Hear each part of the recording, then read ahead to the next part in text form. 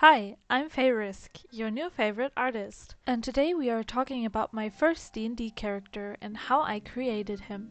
So let's talk about my first encounter with D&D. I first was introduced to D&D in high school when I noticed a classmate of mine was drawing a lot of dragons. Shout out to you, you are such a cool person and a breathtaking artist.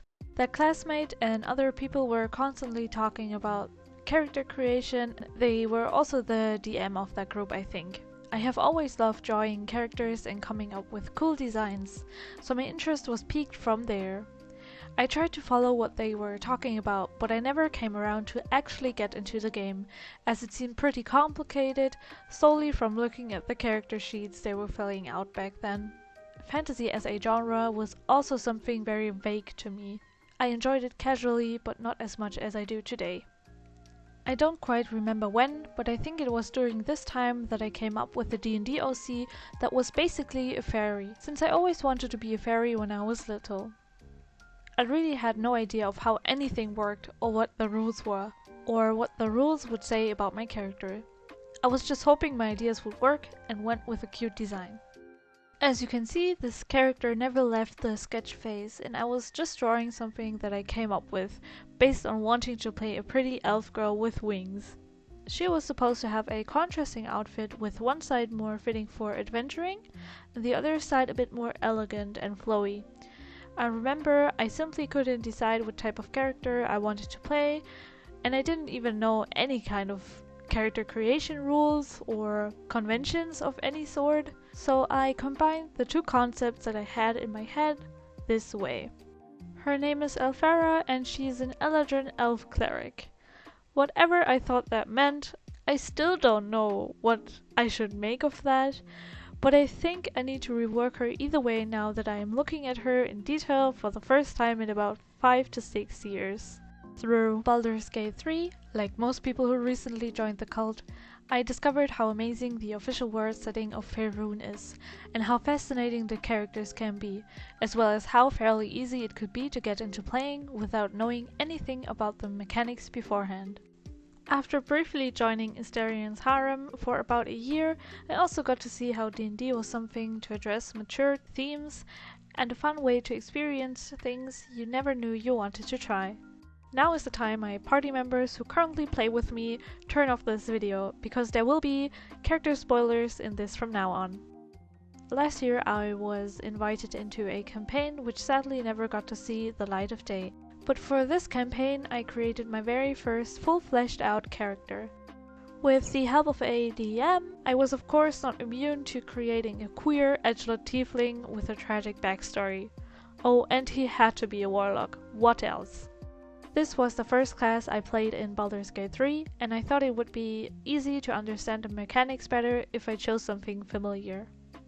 Now let me talk a bit more about my character creation process. I already had an image in my head what he should look like, and that I really wanted to try role-playing as a guy.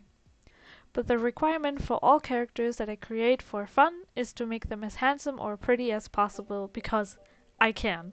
And this is my hobby / coping mechanism and my only chance to experience things that are less likely to happen in real life. The first step for me was to seek out a quick image creation method to put down a rough idea of his design. So I went to Picrew.me and looked up a tiefling generator. That's right, it's free and it's not AI. I linked the Picrew that I used down below for you. And I sketched out my first idea of what I wanted him to look like. I really went with what I could imagine, and honestly I came up with the reasoning for his outfit's design later on, because I just really wanted to make him look fine as hell and make it adventure friendly. And like every character with a tragic backstory, he deserved a big ass scarf. From here I stuck with designing his visuals by drawing him a few times and see what I would want to simplify, since I felt like his outfit was a bit too detailed initially and I knew I would become tired of drawing all those details over and over again. While I did all of this, I also came up with a backstory for him. I watched a lot of D&D character background videos, especially from Ginny D, which helped me to get started and nail down reasons why he would go on an adventure in the first place. I can only recommend you to keep the backstory precise when it comes to family and acquaintances, and to really think about what relevance they have in telling your character's story. I also loved thinking about the little details that I think he would say or do in specific situations, but I didn't want to take the fun out of just playing him and seeing how he would evolve around other characters, which is why I kept his background information more functional. In the end, I wrote out about 2 pages of character background, including a map of where he comes from. This map was generated online, and I will link the website that I used down below. Now that I explained roughly how I came up with my dear son, let me introduce you to Alistair Everett, the tall, dark and handsome tiefling warlock from Newater. Alistair was raised in a ghetto on the outer banks of his hometown Newater. His parents work as tailors, providing fitted garments to all types of species and body types because it keeps them above waters. They were rather co-parents and hated having a tiefling child to take care of. Having a tiefling child meant for them to be outcasted of their former circles, which is the reason they moved out of their rather comfortable home and find clients that were still willing to work with them despite rumors of their cursed child. Alistair's little sister Ambrosia was the only familiar warmth he knew. She was a kind being but was born with a rather sickly physique and struggled with her health regularly. Their parents were never really able, or rather never interested enough, to find a cure or fund proper health care for her. They never really cared to investigate on her sickness, nor would they spend more time to organize adequate medication. They just didn't see the necessity for it.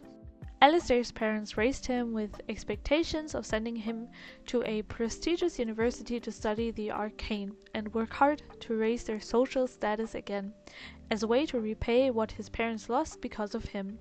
In spite of fulfilling his parents' demand, Alistair was interested in the arcane for his own reasons, as he saw great potential to one day get away from his parents and live independently and finally find a cure for his sister's sickness. He was successful in his pursuit of higher education at the local university in the nearest bigger city. His motivation and high interest to achieve higher academic levels earned him the favor of a particularly smart yet suspicious professor who became a mentor figure to him. She pushed Alistair's hunger for knowledge and attraction for forbidden or morally questionable practices while he studied under her. However, the financial strain of studying at a prestigious university grew unbearable, leading his parents to make a desperate choice.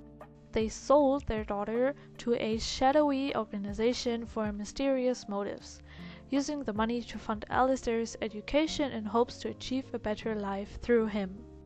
He finds out about this after coming home during a break between semesters, as his parents kept this information a secret until then. The discovery of his parents' egoistic and irresponsible decision was the final straw. Alistair made a pact with a powerful being after returning to his studies at the university, seeking the strength and knowledge for his revenge, yet he has no further information on the deity he signed a contract with. The deal granted him instant magical powers without having to invest years of study. When the University of Newater discovered his pact, Alistair was expelled, further fueling his goal to become stronger on his own terms. This is the kickstart to his life as an adventurer, searching for his beloved sister. Now that I wrote out his backstory, I was very satisfied with the person I created and his character design. I also uploaded him to my Artfight page, so if you want to, you can totally check that out to save him for this year's Artfight in July. I am very stoked to be able to play him in a campaign a dear friend invited me to at the end of last year. We played 2 sessions by now, and I'm already looking forward to playing him for a long time. Maybe I will update you on his adventures in the future. And this is the first part of the 2-part series revolving my D&D character, which I later used to create a whole pixel RPG game concept. Second part will drop soon, but until then, please leave a like if you enjoyed this video, or a comment telling me about your very first D&D character. I am genuinely interested in what type of characters you came up with. If you don't want to miss out on part 2, I suggest subscribing to my channel. I hope you have a wonderful rest of your day.